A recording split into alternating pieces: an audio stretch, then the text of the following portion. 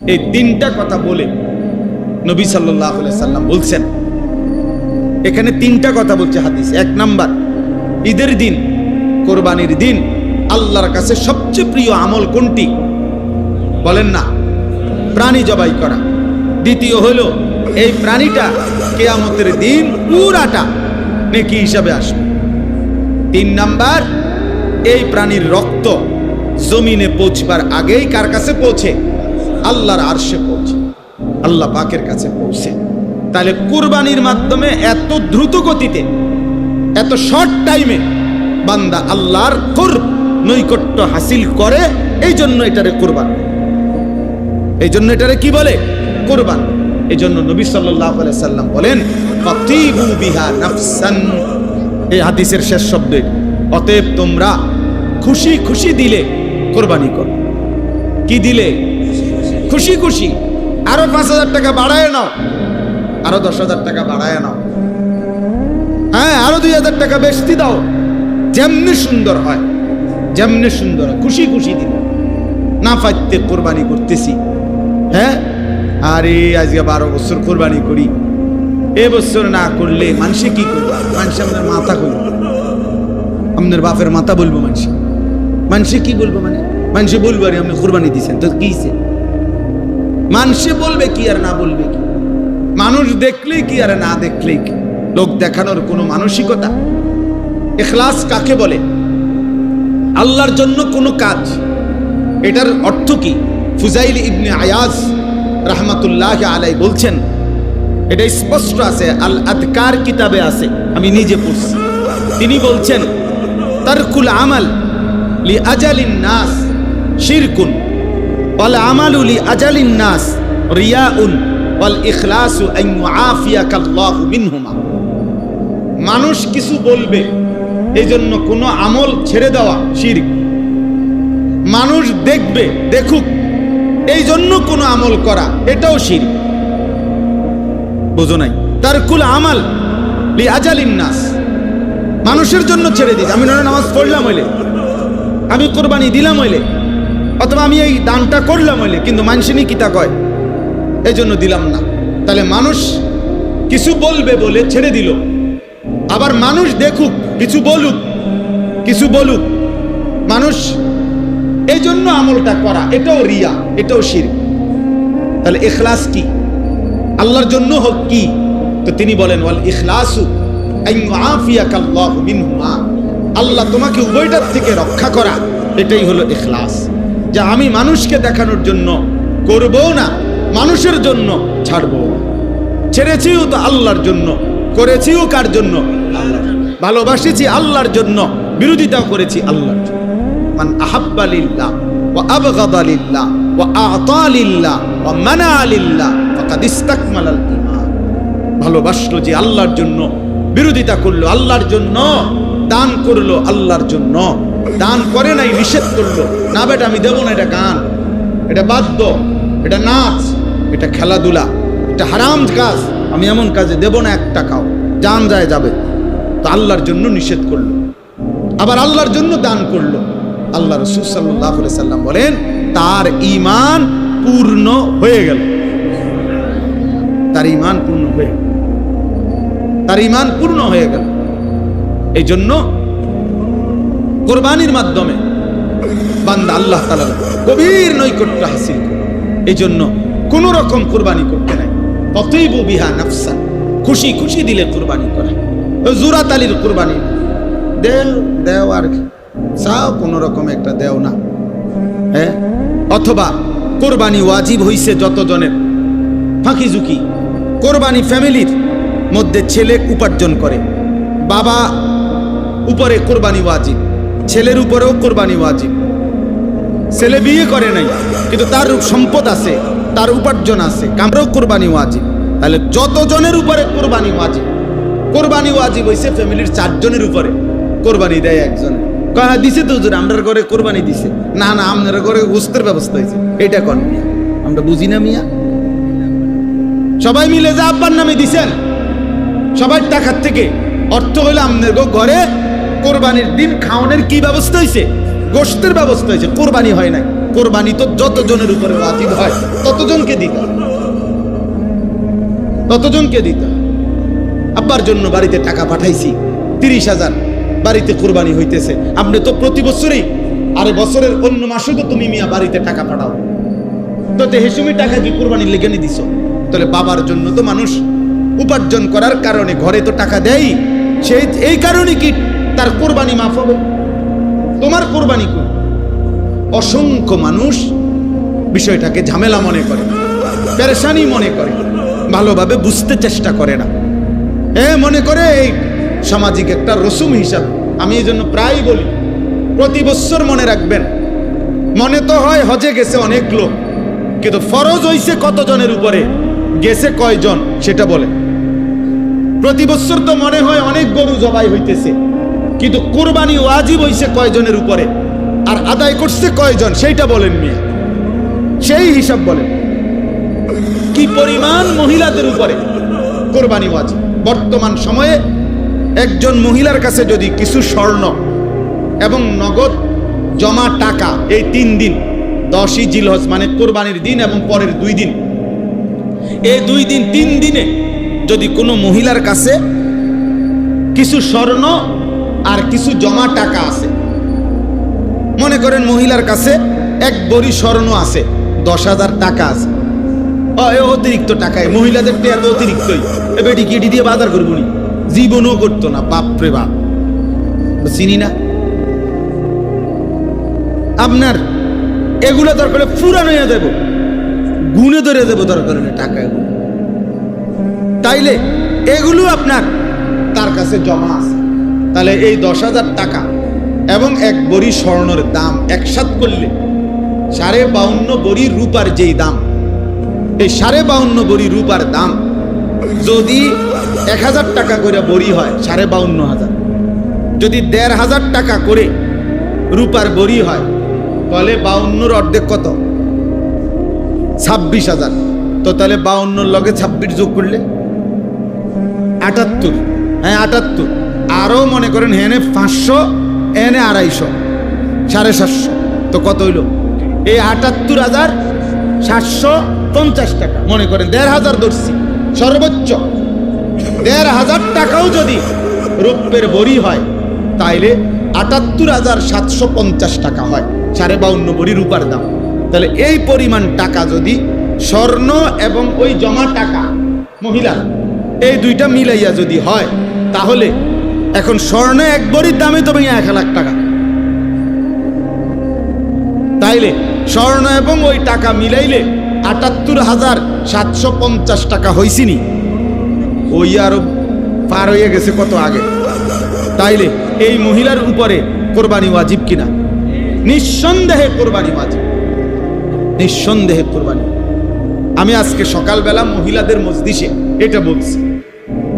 আপনাদের অসংখ্য আগে আমরা মা চাষিদের আমলে মহিলাদের কাছে টোটালি টাকা থাকতো না, বেশিতে বেশি 20-50 টাকা, 100-200 টাকা। আমার বুঝ হয়, আমার ছোট ভাই কইতে কই আতিক কোথা, আমার আম্মারে দেখছি, আব্বারে দেখছি, আমি আজীবন আমি দেখছি আমার আব্বা আরেক দিকে ফিরে টিয়া গুনতে, মহিলাদের সামনে টিয়া গুনতে নাই। আগে এমন ছিল, কথা বুঝছেন না? আগে মহিলাদেরকে টোটালি কি দিত না, এখন মহিলাদের কাছে হইলো কি এটিএম বুথ, টাকা থাকেই হেবেডির কাছে, হেনতে লয়। উনি যদি দয়া করে দেয় তো মেহরবানি, আর যদি রাখিয়া দেয় তো রাখিয়াই দিল। কিছুদিন আগে আমার এক ভদ্রলোক বলছে, হুজুর আমার নিয়ত ছিল আপনার মাদ্রাসায় জমিতে লাখখানিক টাকা দিন, আমার বিবির অ্যাকাউন্টে সমস্ত টাকা, ও কোনোভাবেই টাকা দিচ্ছে না। যাই হোক, সবাই বলি না, মানে বললাম আর কি, মহিলাদের কাছে এখন টাকা থাকে স্বাভাবিকভাবে 10,000, 5,000, 20,000 অ্যাভেলেবেল টাকা আছে। তাহলে এই স্বর্ণ এবং টাকা দুইটা মিলাইলে মহিলার উপরে কোরবানি আছে।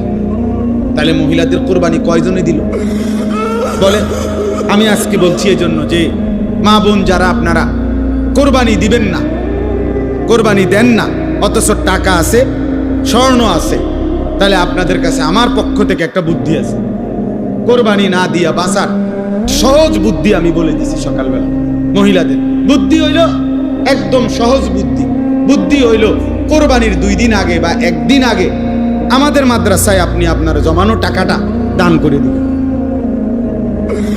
মাশাআল্লাহ, বাচ্চা গেলেন। এর চাইতে সুন্দর বুদ্ধি আর কি হইতে পারে?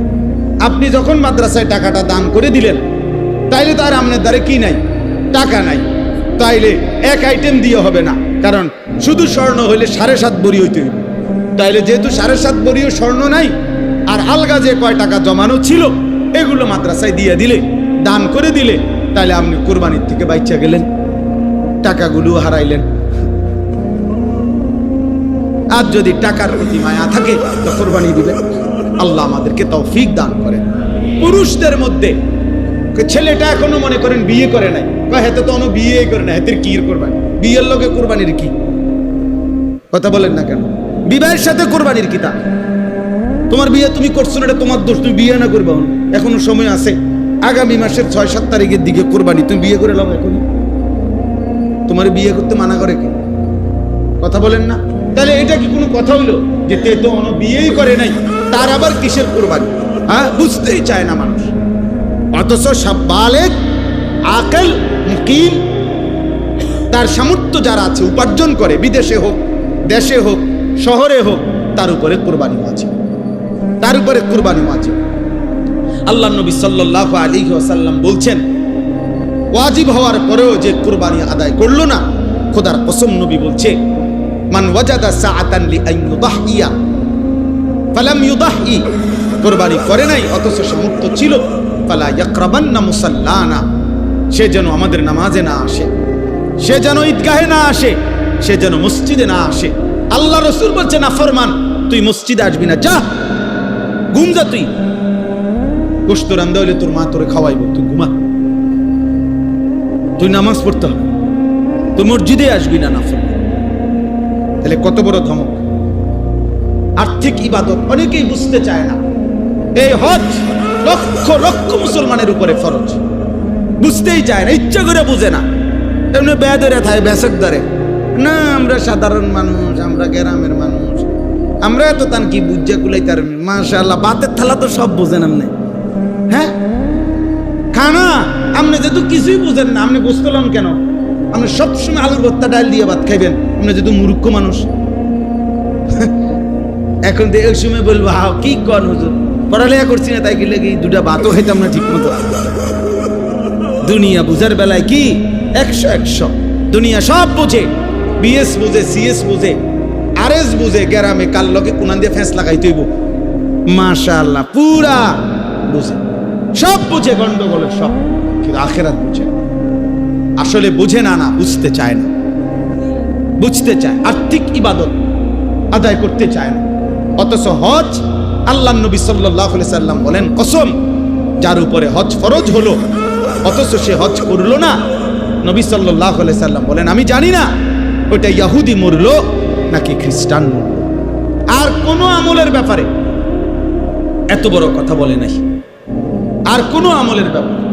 আল্লাহ নবী সাল্লাল্লাহু আলাইহি সাল্লাম বলেন, ফালা আলাইহি আন ইয়ামুতা ইয়াহুদিয়ান ওয়ালা নাসরানিয়ান, সে কি ইহুদি মরলো না খ্রিস্টান মরলো আমি জানি না। যে ব্যক্তি হজ ফরজ হওয়ার পরেও করে নাই, তার মানে কি? যদি অপশনটা এভাবে বলতো যে সে কি মুসলমান মরলো না ইহুদি মরলো না খ্রিস্টান মরলো আমি জানি না, তাইলেও একটা কথা ছিল, এটাও বলে নাই। অর্থাৎ সে ইহুদি মরলো না খ্রিস্টান মরলো আমি জানি না, অর্থ হলো মুসলমান যে মরে নাই এটা নিশ্চিত, হয় ইহুদি হিসাবে মরছে না খ্রিস্টান হিসাবে মরছে, হয় মাগদুব আলাইহিম আমনাতু ওয়ালাদ-দাল, এই দুইটার মধ্যে তো একটা। মাগদুবে আলাইহিম ওয়ালাদ-দালিনের মধ্যেই খ্রিস্টান ইহুদি, নাউযুবিল্লাহ, আল্লাহ মাফ করে দেন, আল্লাহ মাফ করে দেন। এজন্য আমরা প্রত্যেকেই, আমরা শুধুমাত্র আপনারাও শুনতেছেন, আরো অনেকেই শুনতেছে, এই জন্য সবার জন্য বললাম এটা গুরুত্ব দেওয়া উচিত। দিন শেখা, দিনের মাসআলা বুঝে নেওয়া। আমি তো সবসময় বলি 3টা আমল, যাকাত, হজ, কোরবানি। যাকাত এবং হজ ফরজ এবং কোরবানি ওয়াজিব। ফরজ ওয়াজিবে গাফলতি করতে নাই, ফরজ ওয়াজিব সুন্নতে মুআক্কাদা মুমিনের ডিউটি। এখান থেকে কোনো রুখসত নাই, এখান থেকে কোনো ছুটি নাই। ছুটি আছে কিছুটা নফলে, ছুটি কিছুটা মুস্তাহাবে, সেটা করলে ভালো, না করলে আপনার নেকি হলো না। কিন্তু ফরজ ওয়াজিব সুন্নতে মুআক্কাদার মধ্যে কোনো কি নাই, ছুটি নাই, ছুটি নাই। অতএব যাকাত, হজ, কুরবানি একদম সহজ হিসাব হইল এই তিনটা এক লগে এক ওষুধে, মানে এক প্রেসক্রিপশনে এই তিনটা আদায় করা সহজ। অর্থ হইল প্রত্যেকটি মুসলমান যদি একজন আলেমে দ্বীনের কাছে নিজের সম্পত্তির একটা হিসাব বলে যে হুজুর আমার আছে এই নাই এই, বাড়িতে এত, সংসারে এত, ব্যাংকে এত, আমার বাড়ি আছে, ঘর আছে, এই আছে, সেই আছে, এখন এই সবগুলো হিসাব করে আপনি আমারে বুঝাইয়া দেন আমার উপরে হজ ফরজ কিনা, আমার উপরে যাকাত আসবে কত, আমার উপরে কুরবানি ওয়াজিব কিনা, এটা বুঝে নিলেই তো হলো, এটা জেনে নিলেই তো হলো। একজন আলেমের কাছে জিজ্ঞাসা করে নিলেই তো হলো। আমনের আলেম সে তো দুদক না যে আমনের সম্পত্তি যাই না পরে আমনের বিরুদ্ধে লাগবে, এমন তো কিছু না। হয়তো আপনার মালের তদন্ত করবে না, আপনার হিসাবে না দিবে, হিসাবে না দিবে, আপনার আখিরাত বাঁচাই দিবে, আখিরাত বাঁচাই দিবে। এই জন্য সবার কাছে এটা অনুরোধ, নিজের যাকাত, নিজের হজ, নিজের কুরবানি এটা একসাথে বোঝানো যায় না। মানে একসাথে বললে এটা আপনি বুঝতেন না পুরাটা। প্রত্যেকের হিসাব বুঝে নেওয়া উচিত, তাহলে সহজ। যার সুবিধা মতো একজন আলেম থেকে যদি বুঝে নেয়, একদম সহজ বিষয়টা, একদম সব, এটা উচিত, গুরুত্ব দেওয়া উচিত। আল্লাহ নবী সাল্লাল্লাহু আলাইহি সাল্লাম বলছেন যে যাকাত আদায় করে নাই, কিয়ামতের দিন দুই মুখওয়ালা টাক মাথা বিশিষ্ট অত্যন্ত বিষধর সাপ ওই সম্পদটাকে সাপ বানিয়ে তার শরীরে পেঁচানো হবে।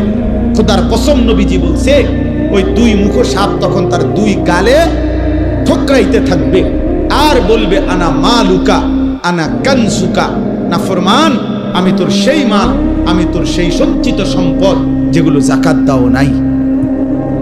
আজ তার মজা ভোগ কর। ইয়াউমা ইউহমা আলাইহা ফি নারি জাহান্নাম ফাতুকওয়া বিহা জিবাহুহুম ওয়া জুনুবুহুম ওয়া যুহুরুহুম। আল্লাহ বলছে সম্পত্তিগুলোকে আগুনের মধ্যে পোড়াইয়া গোলাকার বানাইয়ে ফুটবলের মতো বানাইয়া তার কপালে, কোমরে, পিঠে হাসরের ময়দানে দাগ লাগানো। আল্লাহ মাফ করে দেন। অতএব আমার ভাই, আমার বন্ধু, এক মজলিসে সব বলা কঠিন, কষ্টকর, এরপরও আমরা বলার চেষ্টা করলাম দ্বীনকে খামখেয়ালি মনে না করা, আল্লাহকে খামখেয়ালি মনে না করা, আখিরাতকে মামুলি মনে না করা। আমার শায়েখ আল্লামা মুফতি মুশতাকুর নবী সাহেব সব সময় চিল্লায় চিল্লায় বলে যে ভাইয়া আখিরাতকে মামুর বাড়ি, শ্বশুর বাড়ি মনে করো না, হাসরের মাঠ মামুর বাড়ি না, শ্বশুর বাড়ি না, খামখেয়ালি না, হাসরের মাঠ লম্বা সফর, লম্বা সফর, লম্বা সফর, লম্বা সফর। একদিন হাসরের মাঠের 50,000 বছর, 50,000 সানা। কবর বড় লম্বা সময়। আবু জাহেল মনে করেন, আবু লাহাব মনে করেন মাটির উপরে ছিল 60-70 বছর, মাটির নিচে কবরে পড়ে আছে আজকে 1450 বছরের চাইতে বেশি। আর তাহলে আমাদের এই হিসাবেই তো আমরা চোখে দেখতেছি। নূহ আলাইহিস সালামের জাতি মাটির উপরে ছিল কতদিন, মাটির নিচে আছে কত। নবীজির জামানার সেই মানুষগুলো আজকে কবরে আছে কতদিন, মাটিতে ছিল কত।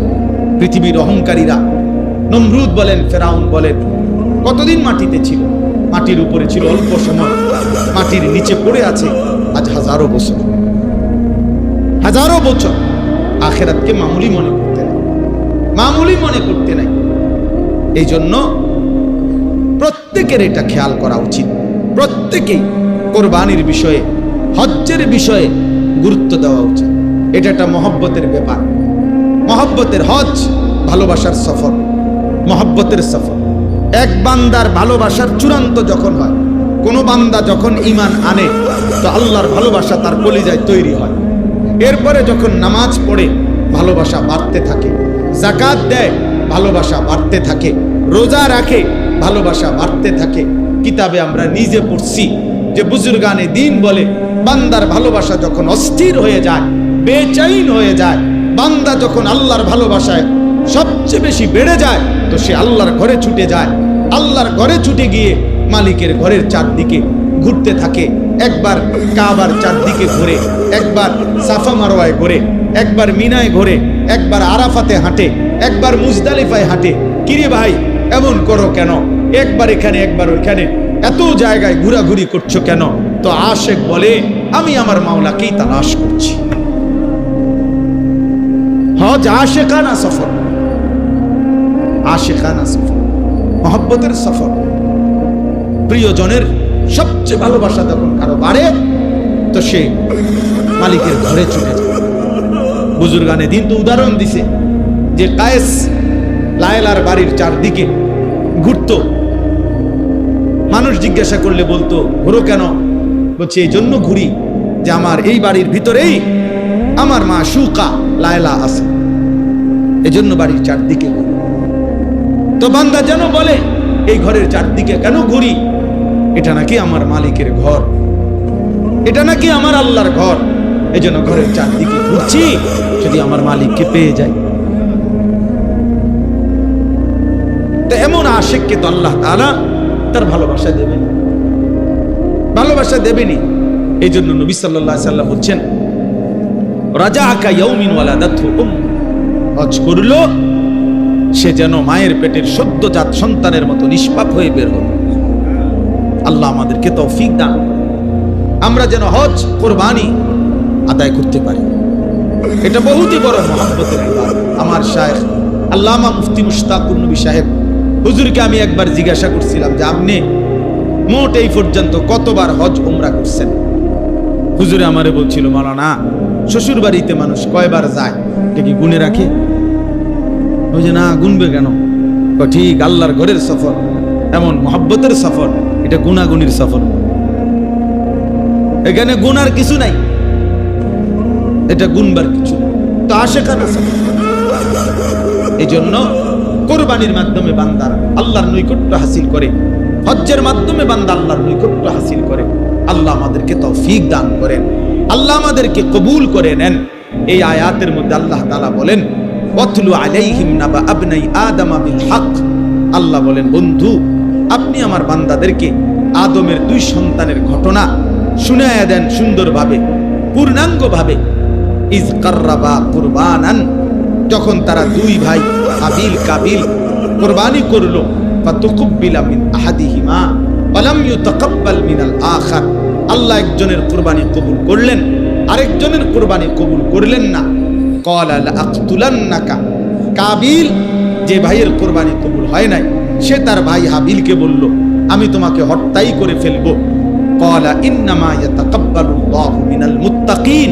এই এক কথা পৃথিবীর শুরু থেকে সমস্ত ইবাদতের রূহ এটা যে আল্লাহ তাআলা মুত্তাকির ইবাদত কবুল করে থাকেন। ইন্নামা ইয়াতাকাব্বালুল্লাহু মিনাল মুত্তাকিন, এটা মনে হয় যেন কলিজায় লিখে রাখা উচিত, এটা মনে হয় যেন বুক পকেটে লিখে রাখা উচিত। ইন্নামা ইয়াতাকাব্বালুল্লাহু মিনাল মুত্তাকিন। আমরা ইয়া কই মাসুম কই মাসুম, আমরা হুজুর কেউ নাই এখানে মনে নেই এই আয়াতটা লিখে কালকে লাগাই। ইন্নামা ইয়াতাকাব্বালুল্লাহু মিনাল মুত্তাকিন, নিশ্চয়ই আল্লাহ তাআলা মুত্তাকির ইবাদত কবুল করে থাকে, কুরবানি কবুল করে থাকে, সমস্ত ইবাদত। তাকওয়ার সাথে নামাজ, তাকওয়ার সাথে রোজা, তাকওয়ার সাথে হজ, তাকওয়ার সাথে কুরবানি, তাকওয়ার সাথে জিকির, তাকওয়ার সাথে সাদাকা, তাকওয়ার সাথে জিন্দেগি। তাকওয়ার সাথে কি? জিন্দেগি। তাকওয়া মানে গুনাহ থেকে বেঁচে, সহজ গুনাহ থেকে বেঁচে থাকা, গুনাহ থেকে বেঁচে থাকা, নাফরমানি থেকে বেঁচে থাকা, আল্লাহর অবাধ্যতা থেকে বেঁচে থাকা। আল্লাহ আমাদেরকেও তৌফিক দান করেন। হাবিল সেদিন বলছে ভাইয়া শুনো মারতে পারো আমারে, মেরে ফেলবা ঠিক আছে, মরেও যাব, কিন্তু মনে রাখো যুগে যুগে আল্লাহ তাআলা মুত্তাকির ইবাদত কবুল করে। ও ইউসুফ আলাইহিস সালাম কোরআন শরীফে আছে, ওনার 10 ভাই যখন বহু জুলুম করছে ওনার উপরে, সর্বশেষ যখন মিশরে পরিচয় হইছে তখন ইউসুফ আলাইহিস সালামও এটা করছে, ইন্নাহু মান ইয়াত্তাকি ওয়া ইয়াসবির ফাইন্নাল্লাহা লা ইউযীউ আজরাল মুহসিনিন। 10 ভাইকে বলছে, ভাইয়ারা শোনো, যে মুত্তাকি হবে, তাকওয়া অবলম্বন করবে আর আল্লাহর ফয়সালার উপরে সবর করবে, তো আল্লাহ ওয়াদা দিছে এমন নেককারের কোন আমল আল্লাহ বিফলে দেবে না। তাকওয়া চাই, আমারও আপনারও তাকওয়া চাই, তাকওয়া চাই, তাকওয়া দরকার। গুনাহমুক্ত জীবন, গুনাহমুক্ত জিন্দেগি, গুনাহমুক্ত জিন্দেগি, গুনাহমুক্ত জীবন। লান ইয়ানালাল্লাহা লুহুমুহা ওয়ালা দিমাউহা ওয়ালাকিন ইয়ানালুহুত তাকওয়া মিনকুম। তাকওয়া মিনকুম, আল্লাহ বলে আমি তাকওয়া চাই, আমি গোশত চাই না। বান্দা যেন বলে, আল্লাহ আপনি জানেন না, মাওলা এমন টাটকা রোদের মধ্যে পুরাটা বাজার হাইটটা যে একটা কষ্ট করে ফেক কাদা গোবর এগুলো সব মারাইয়া মনে 200 গরু চাইয়া এই গরুটা কিনছি, আল্লাহ আপনার লেগে তো কিনছি, আপনি বুঝি 2টা টুরকা গোস্ত খাইতেন না, কি তখন এত কষ্ট করলাম, কি পরিমাণ ঘাম জড়াইলাম, আপনি নেন না, আপনি 2 টুকরাই নেন, আপনি নেন, পুতুর গোস্ত নেন। আল্লাহ বলছে না, পুরাটা বান্দা গোস্ত, পুরাটা গরু তুমি নাও, কলিজাটা দিলটা আমারে দাও। আমি দিল চাই, আমি তাকওয়া চাই, আমি দিল দেখি। সবাই দেখে গরুর দিকে, রব দেখে কলিজার দিকে। আল্লাহ দেখে কিসের দিকে? দিলের দিকে দেখে। ওই দিলে আমি আল্লাহর ভালোবাসা আছে কিনা, ওই দিল গুনাহমুক্ত দিল কিনা, ওই জীবন গুনাহমুক্ত জীবন কিনা। আল্লাহ আমাদেরকে তৌফিক দান করুন।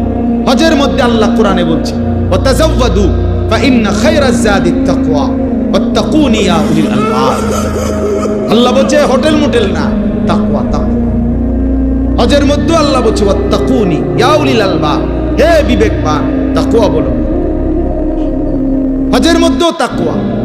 রোজার মধ্যে আল্লাহ বলছে লাআল্লাকুম তাত্তাকুন, যেন মুত্তাকি হইতে পারে।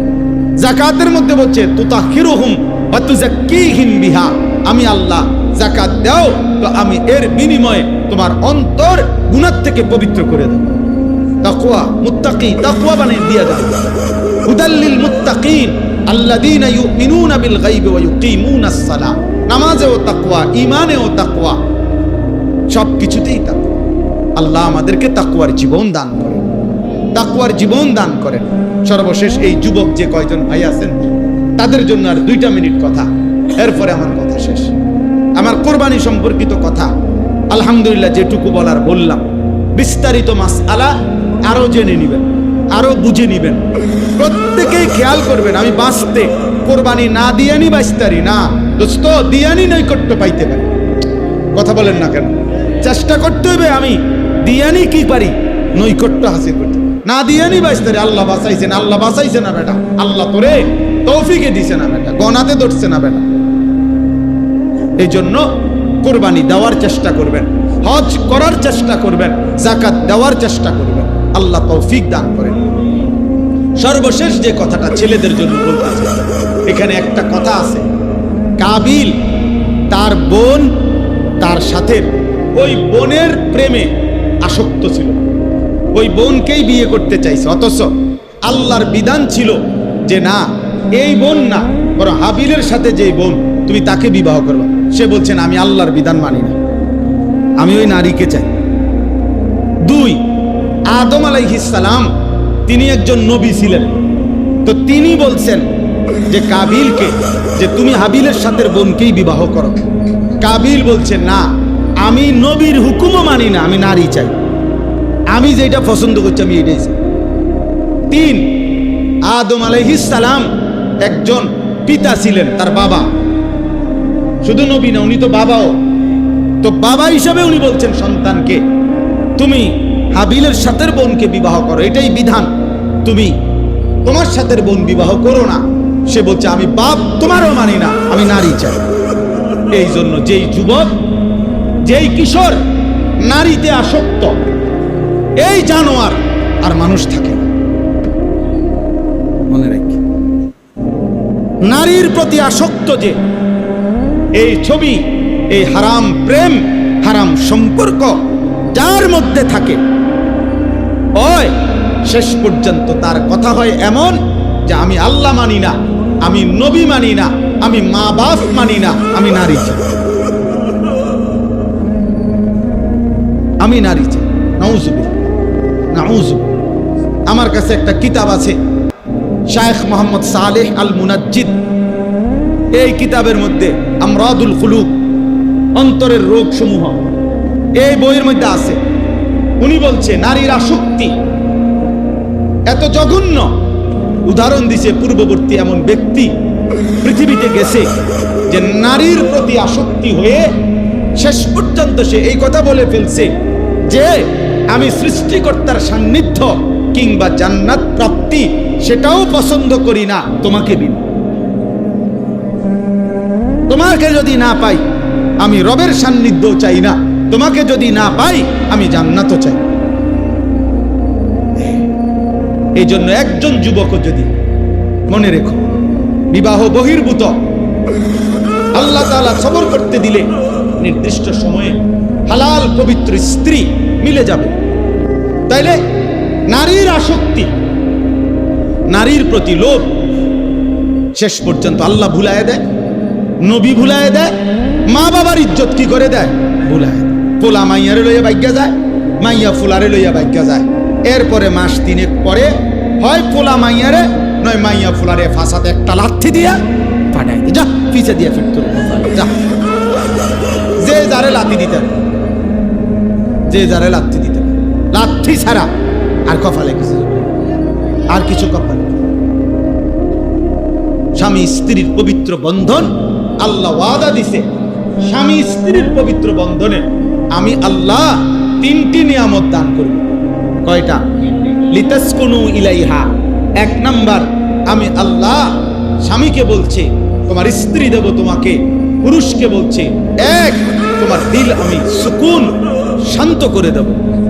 দুই ওয়াজআলা বাইনাকুম মাওয়াদ্দাতান, উভয়ের মাঝে ভালোবাসা দিয়ে দেব।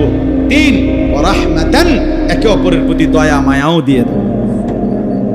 দিল শান্ত করে দেব, ভালোবাসা দিয়ে দেব, আর দয়া মায়াও দিয়ে দেব। তো তুমি রাস্তার নর্তকীর থেকে এটা পাইবা করি?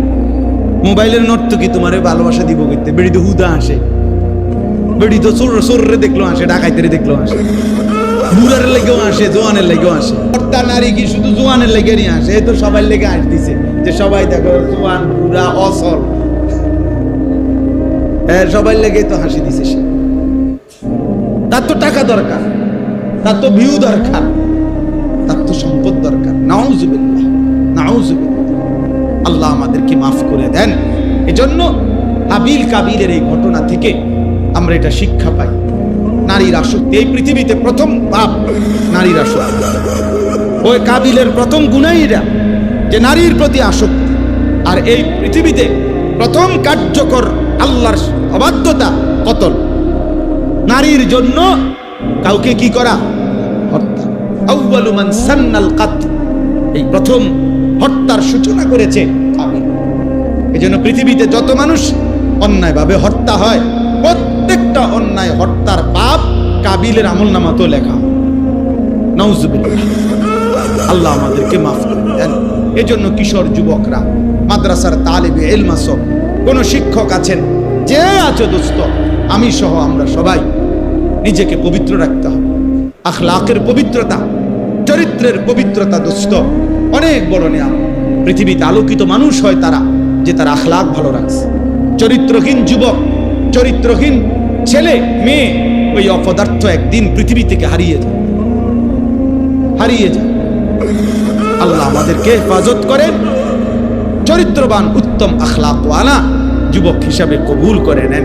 আগামীর পৃথিবীতে ইমানদার চরিত্রবান আখলাকওয়ালা যুবকের খুব দরকার হবে। সারা পৃথিবী যুদ্ধমুখর পৃথিবী, সারা পৃথিবীতে ঈমান আর কুফরের যুদ্ধ মূলত শুরু হয়েছে, চলতেই থাকবে। শেষ পর্যন্ত মাহদীও আসবে, দাজ্জালও আসবে, কুফরের পরাজয় হবে, ঈমানের বিজয় হবে। ফিলিস্তিন আর ইসরায়েল দুই দেশের যুদ্ধ না, ঈমান আর কুফরের যুদ্ধ। ফিলিস্তিন ঈমানের প্রতীক, ইসরায়েল কুফরের প্রতীক। পাকিস্তান ভারত, এটা দুই দেশের যুদ্ধ না, পাকিস্তান ঈমানের প্রতীক, ভারত বেঈমানের প্রতীক, এটা কুফরের প্রতীক। এজন্য ভারত পাকিস্তান যুদ্ধ না, ঈমান আর কুফরের যুদ্ধ। ইসরায়েল ফিলিস্তিন যুদ্ধ না, ঈমান আর কুফরের যুদ্ধ। এবং এই যুদ্ধে ইনশাআল্লাহ আজ কিংবা কাল মুমিন জিতবে ইনশাআল্লাহ। ওরা ওদের এই অপারেশনের নাম দিছে, এই হিন্দু বেঈমানরা, এই কসাই মোদি, ভারতের ওই বেঈমান, তার এই অপারেশনের নাম দিছে অপারেশন সিঁদুর। এটা হিন্দু ধর্মের একটা চিহ্ন, হিন্দু নারীর চিহ্ন, কপালে সিঁদুর দেয়। এই সিঁদুর, এই আক্রমণের নাম দিছে অপারেশন সিঁদুর। তার মানে কি? ধর্মকে টেনে আনছে তারা, ধর্মীয় প্রতীক তাদের এটা। তারা বুঝাইতে চাইছে এটা ধর্মের যুদ্ধ। এটা তারা ধর্মকে পাশে টানলে হিন্দু জনগণকে উত্তেজিত করতে পারবে। কথা বুঝছেন না? এই জন্য এটারে আগায় আনছে, এটাকে আনছে। তো বাকি এটাই ইনশাআল্লাহ, এটাই সঠিক, এটাই সত্য। বিজয় ইমানদারের হবে ইনশাআল্লাহ। কাশ্মীরও বিজয় হবে, আরাকানও বিজয় হবে ইনশাআল্লাহ। দিল্লির লাল কেল্লাতেও একদিন কালেমার পতাকা উড়বে ইনশাআল্লাহ। যুদ্ধই হবে, জিহাদই হবে। ভাই আমি করব, ভাই আমার সন্তান করবে ইনশাআল্লাহ। আগামী জেনারেশন যুদ্ধ করবে ইনশাআল্লাহ। আল্লাহ তৌফিক দেন, আল্লাহ কবুল করেন, আল্লাহ আমাদের সবাইকে ঈমান আমলের জিন্দেগি দান করেন। আমি আপনাদের সামনে কোরআনুল কারীমের 6 নম্বর পারা, কোরআনুল কারীমের 5 নম্বর সূরা, সূরাটার নাম সূরা মায়েদা। এই সূরার 27, 28, 29 এই 3টি আয়াত তেলাওয়াত করেছে। ইনশাআল্লাহ এই 3টি আয়াতকে সামনে রেখে আমাদের সামনে গুরুত্বপূর্ণ যে ইবাদত কুরবানি, এই সম্পর্কিত সামান্য কিছু কথা এবং তার সাথে প্রাসঙ্গিক কিছু কথা আমরা আরজ করতে চাই। আল্লাহ তাআলা আমাদেরকে তৌফিক দান করেন। মহান আল্লাহ পাক রব্বুল আলামিন কোরআনুল কারীমের মধ্যে বহু জায়গায় হজ এবং কুরবানি সম্পর্কে আলোচনা করেছেন। তন্মধ্যে এটা একটা জায়গা। কোরআনুল কারীমের মধ্যে একটা পূর্ণাঙ্গ সূরা আছে, কোরআনুল কারীমের 22 নম্বর সূরা, 17 নম্বর পারা। এই সূরাটার নামই হচ্ছে সূরা হজ। হজ্জের উপরে আল্লাহ তাআলা ওই সূরাতে দিক ওদের খটর মটরের দিকে আপনারা চাইেন, আপনি আমার দিকে তাকান, খটর মটর করবে, এটা হে করবে। তো কেউ মনোযোগী হয়ে না ভাই, আমি এটা পছন্দ করি না।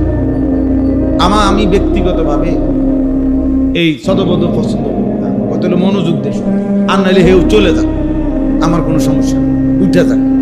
কারণ আমি তো কোনো ভোটে দাঁড়াইছি না যে আমার অনেক জনসমর্থন দরকার, জনসমর্থন দিয়ে করব, আমার কোনো ইচ্ছাও নাই ভোটে দাঁড়াবো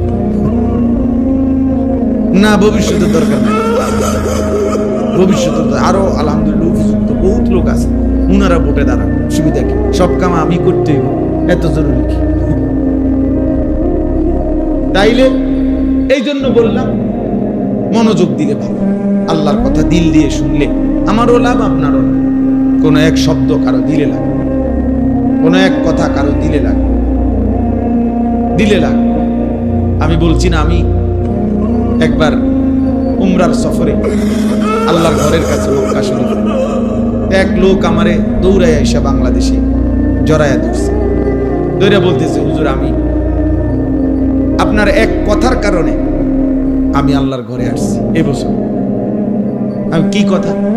আমি ওয়াজে শুনছি আপনি বলছেন যেই চোখ কাবার কালো গিলাফ দেখে নাই, মদিনার সবুজ গম্বুজ দেখে নাই, সেই চোখ যেন কিছুই দেখে না। সে চোখ আর দেখলো কি? আমি আসলেও বলি সবসময়, আমার কাছে এটা খুব মনে হয়, বেটা তুমি কাবাই দেখলা না, বেটা তুমি দেখলাটা কি? তুমি মদিনাই দেখলা না, তুমি দেখলাটা কি? বইয়া বইয়া ডোলন আর গজল গাও,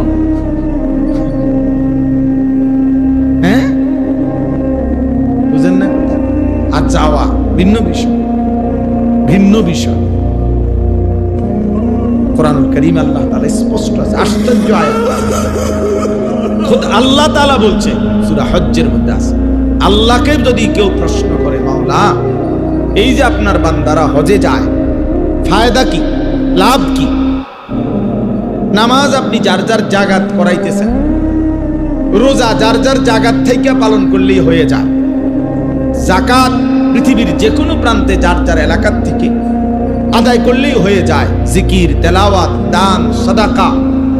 কিন্তু একমাত্র ইবাদত হজ, এইটার জন্য আপনি পৃথিবীর শেষ প্রান্ত থেকে ওয়ালা কুল্লি দামিরিন ইয়াতিনা মিন কুল্লি ফাজ্জিন আমিক, আল্লাহ বলছে পৃথিবীর শেষ প্রান্ত থেকে আমার বান্দা এত দূর থেকেও হজে আসবে, যেখান থেকে আসতে আসতে তার বাহন দুর্বল হয়ে যাবে। মানুষ না, মানুষ তো দুর্বল আগেই হয়ে গেছে, বাহনও কি হয়ে গেছে। আমি এই সময়ে ব্যাখ্যা করি আর কি, যে এত দূর থেকে আসবে যে মাঝখান দিয়ে ট্রানজিট নিয়া ফুয়েল না নিলে, তেল না নিলে আরেকবার যাইয়া ফুসতে হবে। মাঝখান দিয়ে কোনো দেশে কি করতে হবে, ট্রানজিট দিতেই হবে। এত লম্বা দূরত্ব থেকেও কি আসে, মক্কায় আসে, যে এক ফ্লাইটে কি সম্ভব না, সম্ভব। তার মানে বাহন কি হয়ে গেছে, দুর্বল হয়ে গেছে, বাহনের তেল শেষ, থামতে হবে তাকে। এত দূর থেকে আল্লাহ তাআলা তার বান্দাদেরকে কেন টেনে আনলেন, কেন নিচ্ছেন? তো আল্লাহ তাআলাকে যদি কেউ জিজ্ঞেস করে যে রব্বুল আলামিন কেন আপনার বান্দাদেরকে আপনি এত দূর নিয়ে গেলেন, কেন এত হজ্জে আনলেন, কেন কাবার কাছে? তো আল্লাহ বলেন সবকিছু মুখে বলা যায় না। লিয়াশহাদু মানাফিআ লাহুম, ও নিজে এসে দেখে যান। লিয়াশহাদু অর্থ এটা, পরে আসতে বলো, পরে আসতে বলো, ও এসে দেখে যান, ও এসে দেখে যান। হ্যাঁ, লিয়াশহাদু, সে যেন দেখে যায়, সে যেন আইসা দেখে। মানাফিআ লাহুম, তাদের জন্য আমি আল্লাহ কি পরিমাণ উপকারিতা, কি পরিমাণ ফায়দা, কি পরিমাণ আমি রেখেছি, ও আসে দেখো। আসলে আমি বুঝাবো, আমার ঘরের চারদিকে ঘুরবে আর আমি তার কলিজাটাকে নূর দিয়ে চমকায় দেব, আলোকিত করব। কাহা ये मेरी किस्मत के तवाफ तेरे घर का, मैं जागता हूँ या रब या ख्वाब देखता हूँ। कराची हजरत कुतुब आलम आरिफ बिल्लाह हजरत मौलाना শাহ হাকিম মোহাম্মদ আখতার রহমতুল্লাহ আলাইহি কথা বলতেন। তিনি যখন আল্লাহর ঘরের তাওয়াফ করতেন, তখন তিনি এই কথা বলতেন আর কাঁদতেন, বলতেন কাহা ইয়ে মেরি কিসমত, হায় আমার এই সৌভাগ্য কেমনে হইল, হায় মাওলা আপনি আমার এই সৌভাগ্য কেমনে দিলেন যে তাওয়াফ তেরে ঘর কা, আমি আপনার ঘরের তাওয়াফ করছি। मैं जागता हूँ या रब या ख्वाब देखता हूँ, आय मौला আমি বুঝতেছি না আমি কি জেগে আছি নাকি স্বপ্ন দেখছি। मैं जागता हूँ या रब या ख्वाब देखता हूँ, ख्वाब মানে কি, জেগে আছি না স্বপ্ন দেখছি। আশিক তোমার বাফেরে নিবা কোন দিন, কও চলো জিন্দেগির প্রথম টার্গেট করো। বাড়ির দরকার নাই, বিল্ডিং এর দরকার, জমি কেনারও দরকার। জীবনের বড় খেদমত হবে বাপকে আল্লাহর ঘর দেখা, আল্লাহর ঘরে নাও, মালিকের ঘর ঘুরো, বহুত বড় খেদমত হবে, বহুত বড় খেদমত।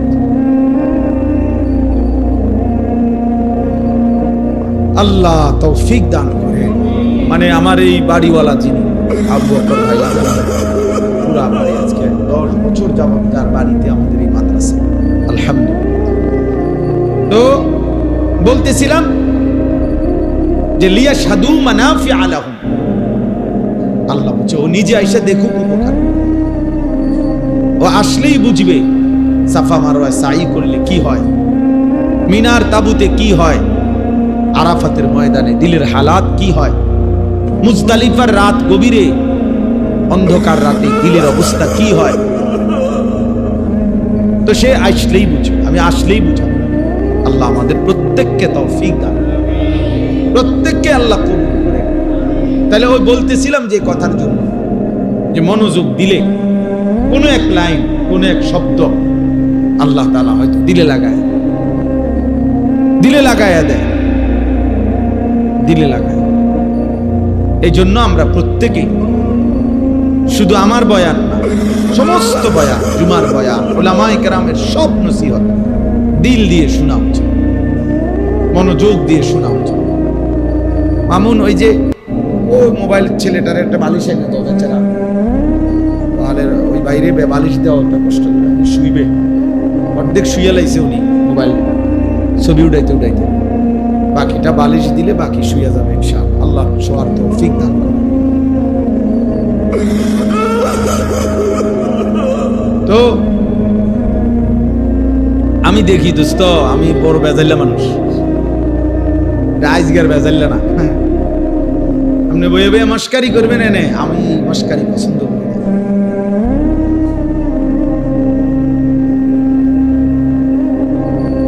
চলেন, তো এই জন্য বললাম মনোযোগ দিলে ভালো।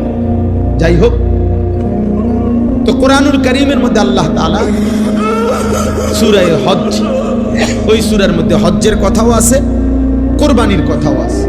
ওয়ায়াযকুরু ইসমাল্লাহি ফি আইয়ামিন মা'লুমাতিন আলা মা রাযাকাহুম মিন বাহিমাতিল আনআম ফাকুলু মিনহা ওয়া আত'ইমুল বাঈসাল ফাকির। আল্লাহ বলছে হজে আসলে কি হবে? এক নম্বরে ও আইসাই উপকারিতা দেখবে, আর 2 নাম্বার নির্ধারিত 3 দিন 10, 11, 12 জিলহজ আমি আল্লাহর স্মরণ করে আমার নাম নিয়ে হালাল যেই চতুষ্পদ প্রাণী জবাই করবে, কুরবানি করবে, আর ওই সময় যে আমি আল্লাহর নাম নেবে, ওই জিকির করবে, আমার নাম নিবে, এ আমি আল্লাহ আমার নামের তৌফিক, আমার জিকির, আমার স্মরণ আমার বান্দার মাধ্যমে, কুরবানির মাধ্যমে জিন্দা করব। এই জন্য আমি আমার ঘরে আসতে বলেছি। এই জন্য একটা কথা জরুরি, কোরআনে বারবার আল্লাহ বলছে, এটা ওই সূরাতে 2 বার আছে এই কথা। আল্লাহ বলছে কুরবানির মাধ্যমে মূল ফিকিরটা কি, টার্গেটটা কি? গরু তো প্রতিদিনই জবাই হয়, গরু জবাই হওয়া এটা পৃথিবীতে কোনো আশ্চর্য কিছু না, কথা বলেন। ছাগল জবাই হওয়া এটা কি কোনো আশ্চর্য কিছু? এখানে এটা ডেইলি হইতেছে। তাইলে কুরবানির দিন পশু জবাই করার মধ্যে আল্লাহ তাআলার মাকসাদ কি? আল্লাহ তাআলা বলে, বান্দা আমি বারবার বলতেছি মাকসাদ আমি আল্লাহর, ওয়ায়াযকুরু ইসমাল্লাহ, আমার জিকির, আমার স্মরণ, আমার স্মরণ, আমার জিকির জিন্দা করা, আমার জিকির বুলন্দ করা, আল্লাহু আকবারের ধ্বনিতে গোটা জমিনকে আলোড়িত করা। সব কণ্ঠ একবারে আমার নাম নিবে, উপস্থিত সবে প্রাণীটা জবাই হবে তো সবাই চিল্লাইয়া বলবে আল্লাহু আকবার, আল্লাহই বড়, আল্লাহই বড়। আল্লাহ বলেন আমি আরশে আজিম থেকে তখন খুশি হয়ে যাব, খুশি হয়ে যাব। এটা আমার ওয়ায়াযকুরু ইসমাল্লাহ, আমার বান্দা আমার নাম নেবে, আমার নাম আমি শুনবো আমার বান্দার জবান থেকে। এইটাই মাকসাদ, এটাই মূল টার্গেট, এটাই মূল টার্গেট। এই জন্য কোরবানির মধ্যে ইবাদত এটা মূল টার্গেট, অর্থাৎ আল্লাহর স্মরণ, যিকরুল্লাহ, যিকরুল্লাহ। আল্লাহ তাআলা নিজে বলছেন এই জন্য কোরবানির মূল মাকসাদ হওয়া চাই আল্লাহর স্মরণ জিন্দা করা।